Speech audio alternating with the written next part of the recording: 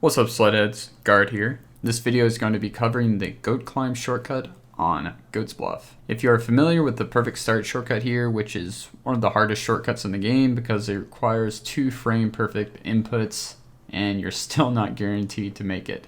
Well, the Goat Climb is basically the same thing, but it turns out you don't actually need a perfect start to do it, removing the hardest element from the shortcut. It works very similar to the rock climb at Eagle Ridge, but with more precise sled adjustments. Here's the standard way of driving the course. I usually don't go for the Goat Climb on the first lap because the racers are in the way and you get to use the perfect start in the beginning. Note this shortcut can be done with the 800cc sled, but you are going to have more luck with the Storm sled because it has a slightly faster acceleration and a smaller hitbox. So how is it done? First step is to get the proper lineup. Start on the far right of the track. Once you reach this point right before going underneath the bridge, release the throttle and turn to the left. Now line up your sled facing slightly off to the right of where these 2 walls meet at this angle. You want to be positioned so that just your front ski is on the powder snow.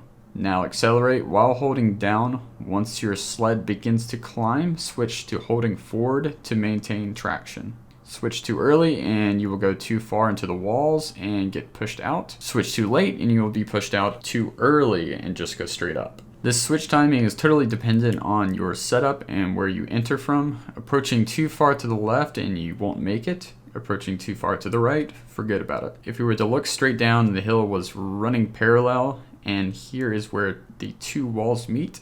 This is the sweet spot you want to approach from. The rest of these are just good examples. Even without the perfect start, the shortcut is still very difficult. If you take too long to get the setup, it's pointless, and if you rush the setup, you may end up losing it all. Crazy to say, but I'm actually more confident with the Leap of Fate shortcut than this one.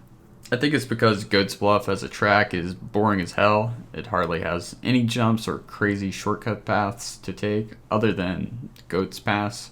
Just a bunch of snaking paths around holes and long straightaways. So when it comes time to do the Goat Climb, I feel as though I have to go from straight up casual to a Super Saiyan speedrunner for a few seconds and then back to bends and straightaways. That's going to be all for this video, guys. Thanks for watching, and I'll see you on the slopes. Peace.